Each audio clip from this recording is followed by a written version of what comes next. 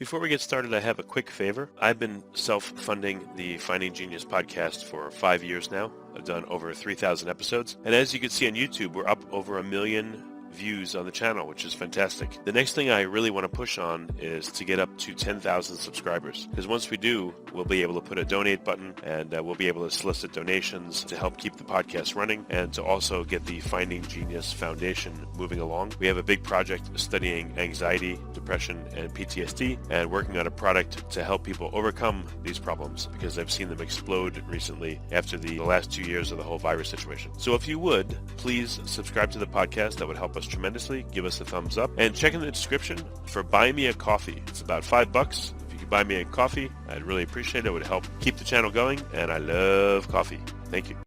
Forget frequently asked questions, common sense, common knowledge, or Google. How about advice from a real genius? 95% of people in any profession are good enough to be qualified and licensed. 5% go above and beyond. They become very good at what they do, but only 0.1% are real geniuses. Richard Jacobs has made it his life's mission to find them for you. He hunts down and interviews geniuses in every field: sleep science, cancer, stem cells, ketogenic diets, and more. Here come the geniuses. This is the Finding Genius Podcast with Richard Jacobs.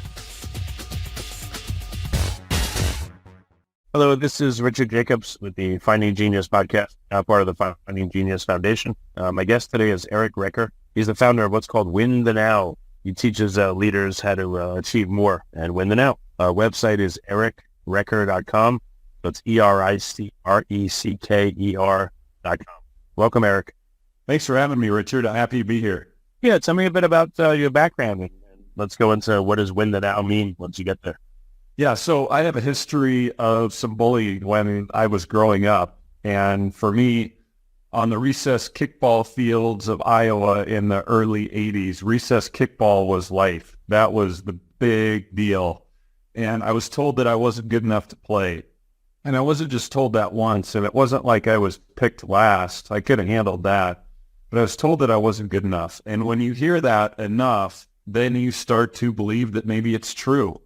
And so I remember in third grade making a pact with myself that I was going to be so freaking good at everything that I ever did that no one would ever not pick me. Now that I look back on that, and really I've only come to grips with that over the last few years, but really that was a recipe for what led to burnout because nothing was ever good enough. And I had chased a whole lot of things in my career. I actually found myself in a season of burnout where I was having heart palpitations, chest pain. I was having panic attacks, and it led me to almost selling my dental practice and walking away in early 2021. And then when a tragic occurrence happened that made it so I couldn't do that, I had to step back and figure out what I really wanted my life to look like, because I was trying to take this burnout and I was trying to go around it. When in reality, what I really needed to do was go through it, and I needed to figure out how to do that. And Win the Now is actually a concept that I developed during that time of trying to figure out what I wanted to do, because I found that myself, and I have found many, many, many people that I've had conversations with, we tend to be stuck in the past with the things that happened to us, our regrets, the different things that have happened to us. Or we're worried about the future, the things that haven't happened yet that we're worried about, stressed about, fearful about. And what we miss out on is the now. That's the moment right in front of us. And that's where the magic happens. And that's the most important thing, is what's right in front of us. What does that mean? Like you're trying to cultivate present awareness, or what does that mean now? Now is the most important part. What do you do about it? Yeah, absolutely. So I call Win the Now the mindset of presence. So it's figuring out what are the now moments in your life. So for us right now, the now is this conversation. And then, so we take that, we have this time that we're having this conversation, and what does a win look like in that moment? So a win looks like a great conversation between the two of us. A win looks like great value for the listeners. A win looks like somebody walking away from this and saying, wow, I could really use that in my life. And then you break down the different parts of your life into the different now moments and what do wins look like in those moments. And it's a way to keep us in the present moment. What does that mean and what a win looks like? And I don't understand. Like, what's an example? Yeah, so I'll start with my dental practice. So I'm a dentist by trade, as I said before. So I break my day into, so before I start work, I have a meeting with my partner and then another meeting with my team. So what does a win look like in those moments? A win looks like my partner and I having a good conversation about the things that we need to talk about. A win for our team meeting is something like we're all set up well for the day. People share the things that are on their minds, the concerns about their schedule. And then when I get into my day, I look at every 15 minutes as a now moment. So a win might look like myself and a patient having a great conversation. I might help somebody with an anxiety that they have over the dental procedure that we're going to do. There are going to be times when we take losses. Sometimes anesthetic's not a perfect science. Sometimes somebody's not going to get numb and we have to work through that. And we just ask one question of those moments when we take a loss. What can I learn from that loss? And then we move forward because there's another now moment that we want to be in and we want to try to grab a win. So what are some of the things that happen in people's mind? Like what kind of, you just classify it as distractions or, your mental state, controlling your mental state? Like how do you, what blocks people from being in the now? Yeah, our phones are certainly one thing that block us from being in the now. It's really easy to be in a meeting and we're paying attention fine, and then all of a sudden we have that little urge to pick up our phone, and all of a sudden we're in la-la land and we're zoned out. We all have to-do lists, and those to-do lists can run around in our mind. They're things we have to do in the future, but we're constantly thinking about that, so we're not in the present moment. So we're not at the dinner table with our family. We're there in our body, but we're thinking about either what happened at work or what we have to do tomorrow at work. And it's a weird game that we're never in the same place. We can be never in the same place, mind and body, because if we're in one place, we're thinking about another place. How does the book work? Makes you aware of the importance of now, and it gives you a guideline how to be in the present moment? Or what is the book about? Yeah, so the first book I wrote is actually called The False Sense of Urgency and How to Win the Now. So the false sense of urgency, I describe that as a background app that we have running in the back of our minds constantly. And like we have apps on our phones that are running in the background and sucking power and doing all the things that they do, this is kind of something that's constantly going in the back of our mind. And it keeps us from the present moment. It's one of the most common words for the false sense of urgency that it gives us is the word should. It's a Sunday afternoon. You don't have a lot on the calendar. It would be a good time to rest and relax before you get ready for the next week. But instead, the word should comes up. You should be doing this. You should be doing that. You should not be resting. There's so much to do. You can't relax. You can't take your foot off the pedal. There's emails. There's all of these things that you need to do. And living in the present moment is one way to kind of shut off that false sense of urgency. Well, again, I don't know if people understand how to live in the present moment. Do they have to turn off notifications on their phone? What habits in their life do they need to change to be able to be in the present moment? Yeah, so one of the things, I think phones are a huge distractor for us. So one of the questions that I like to ask, because I know that my phone pulls me out of the present moment all the time. So I ask myself, why am I picking this up? That's one of the big things that I try to always ask myself, because I know if you're anything like me, you have a phone routine.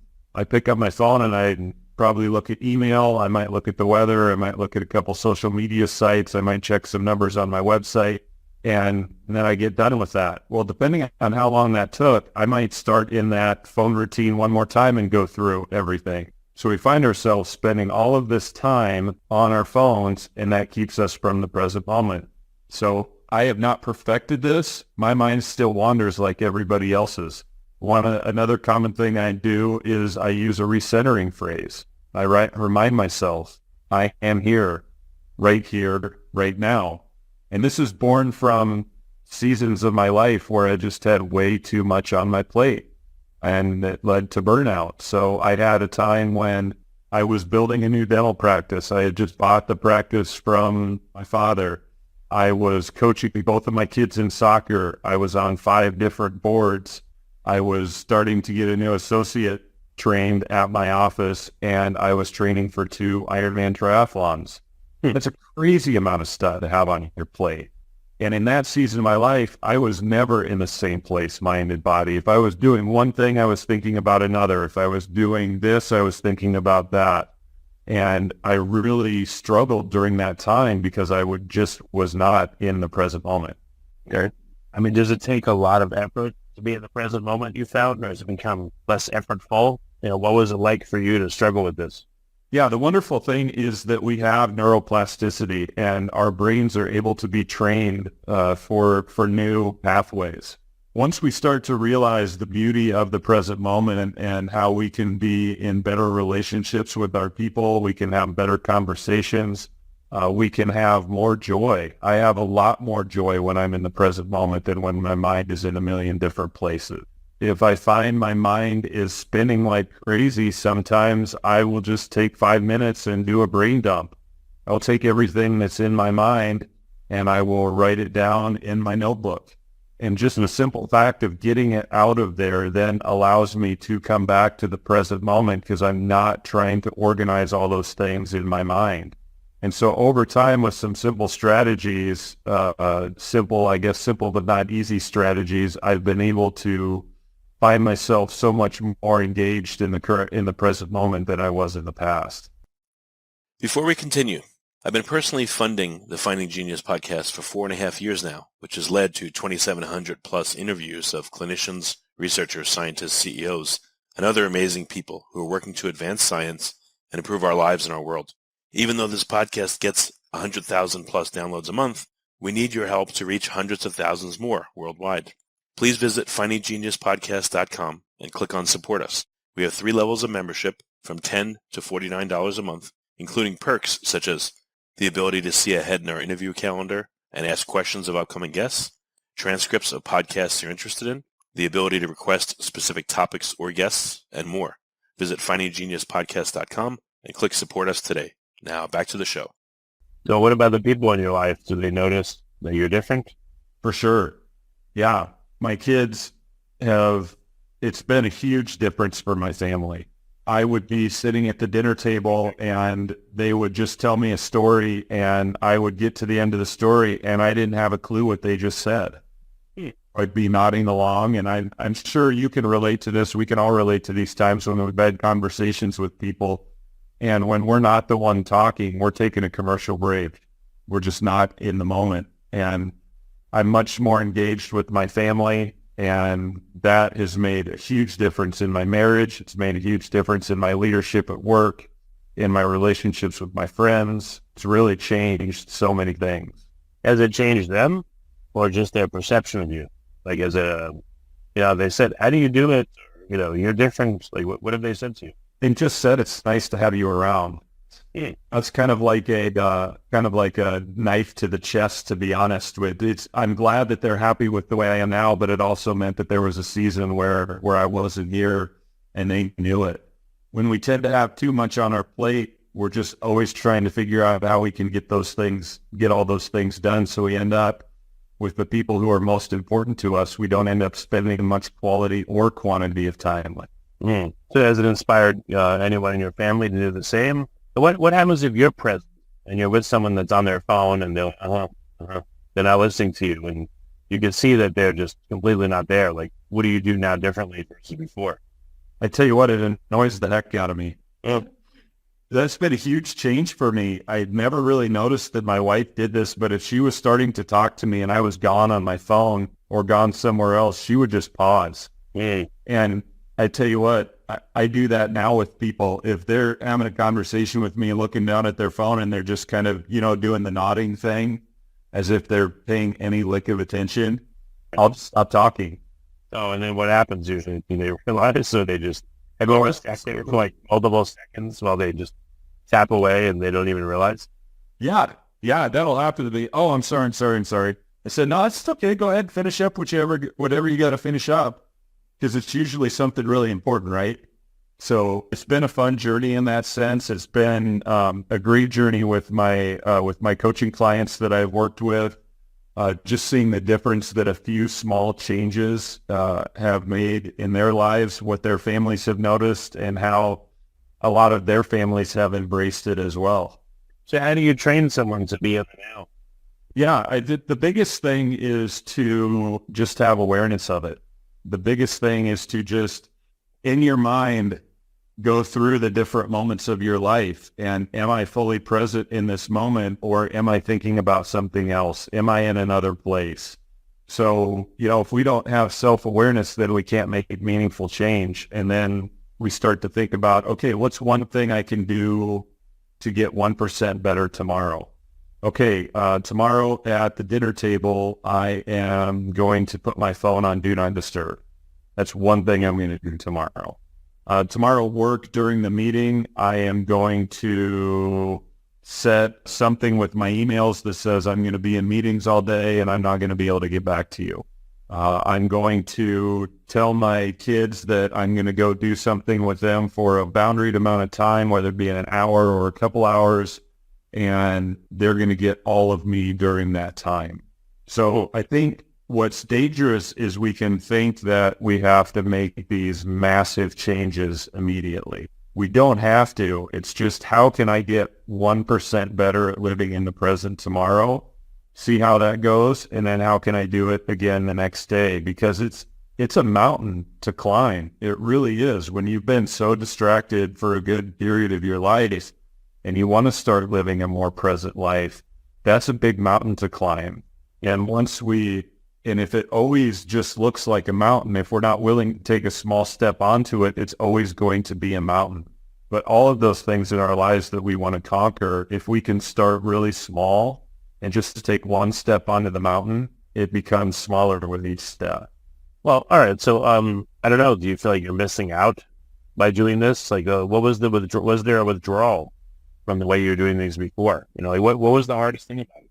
Yeah, the hardest thing probably was just realizing what I had been missing out on.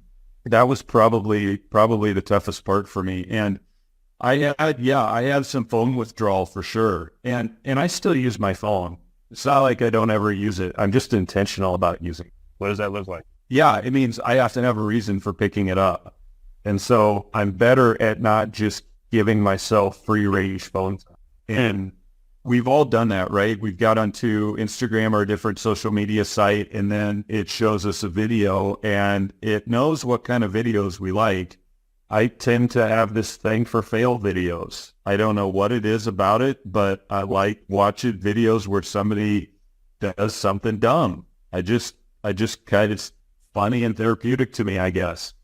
But I can get on and whether it's that or it's dogs or whatever your thing is, you can watch a video and then go flip to the next one, and it's another one and another one and another one and another one. And I was really sick of wasting an hour doing that, because when that was done, I didn't feel more peace. I didn't feel more presence. I just felt more anxious, and I felt frustrated because I'd wasted an hour. Interesting. So we mentioned before we got on the call that is there a new book, a secondary book that you've written now that you want to talk about? Yeah, there is. And it's called That Damn Analogy, How to Fill Up, Stay Up, and Impact the World. So the basis of that book is that we are like a dam. So what a dam does is it controls the flow of water through it. Most are built for flood control. And the way that we are like a dam is all we are really doing is regulating the flow of energy that goes through us. So we're pretty good at the output side. We're good at getting things done. We're good at doing our tasks, all of those types of things. But we're not very good at the inflow part. We're not very good at self-care. We do a lot of things that self-sabotage us. And so what I found is every time that I was burned out, it was because I was empty. I was pushing too hard. I was doing too many things, and I wasn't taking enough time for self-care. So the book is all about identifying the problem being able to figure out in real time, where are we? What does our tank look like? Are we full? Are we empty? Are we somewhere in between? And then the rest of the book is strategies on how we can avoid being too empty and how we can make sure we are measuring which types of outflows are important and which ones are just draining us. Okay, what are some examples that maybe people wouldn't even realize, stuff that drains their attention?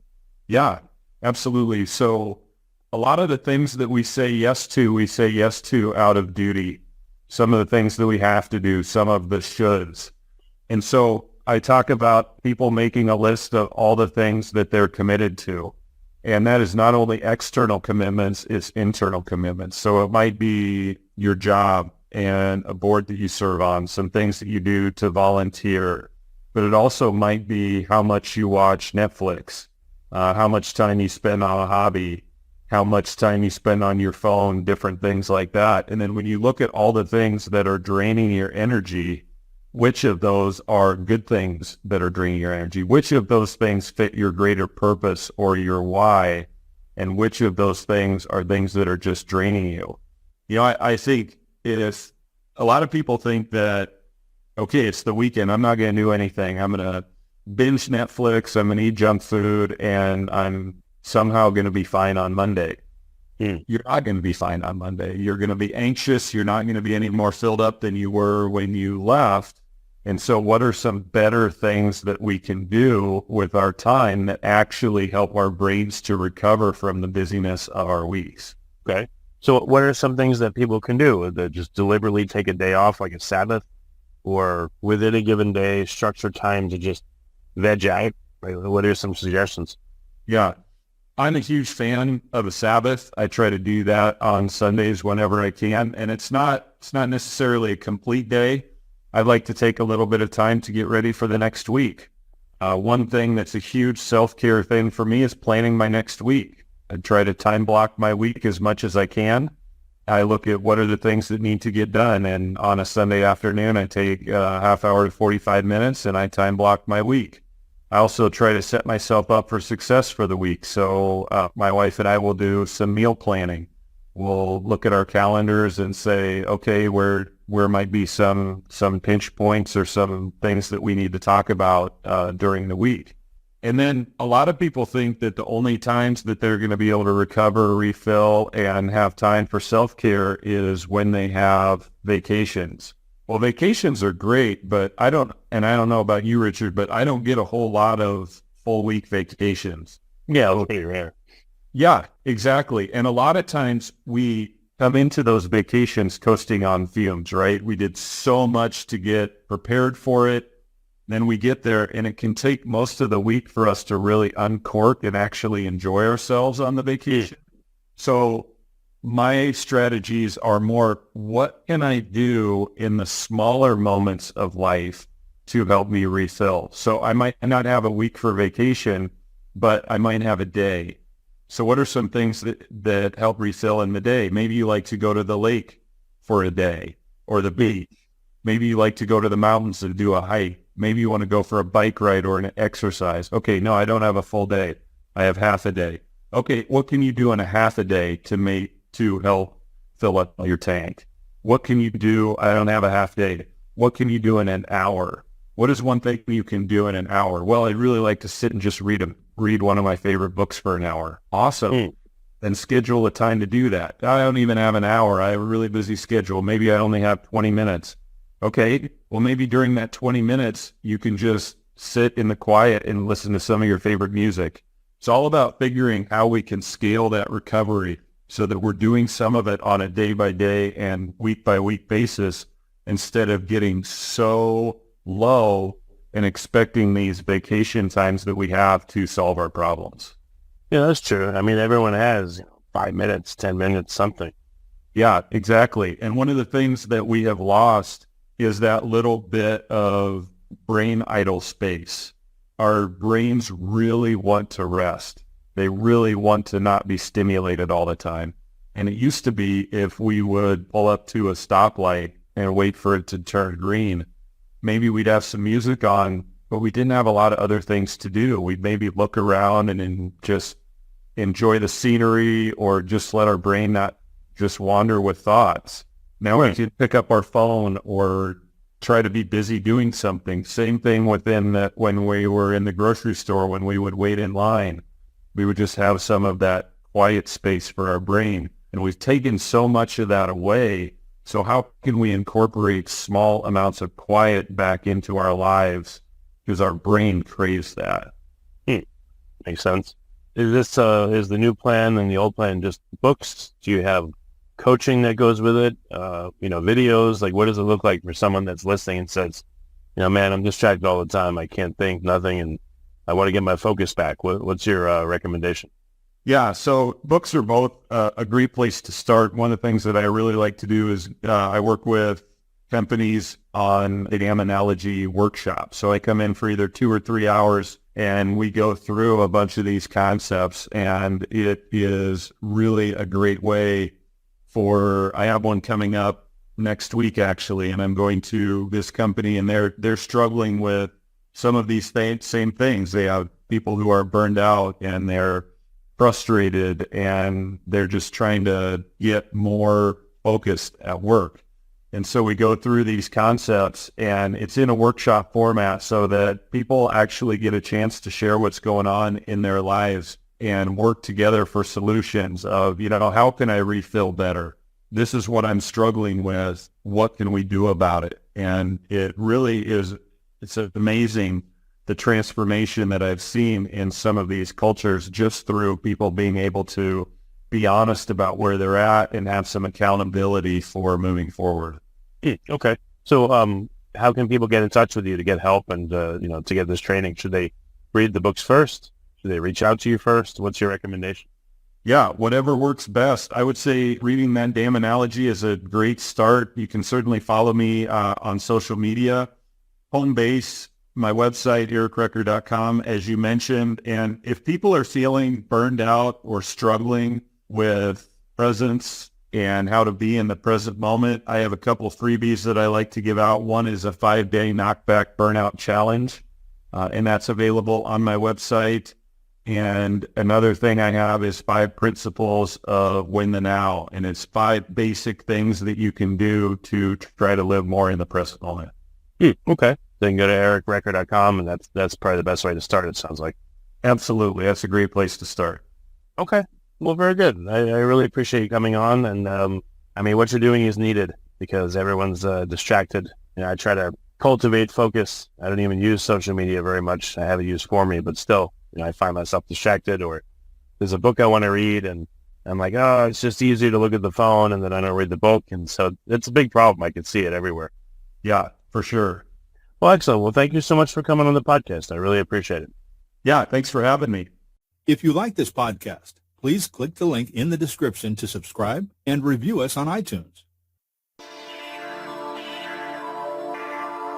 You've been listening to the Finding Genius podcast with Richard Jacobs. If you like what you hear, be sure to review and subscribe to the Finding Genius podcast on iTunes or wherever you listen to podcasts. And want to be smarter than everybody else? Become a premium member at findinggeniuspodcast.com. This podcast is for information only. No advice of any kind is being given. Any action you take or don't take as a result of listening is your sole responsibility. Consult professionals when advice is needed.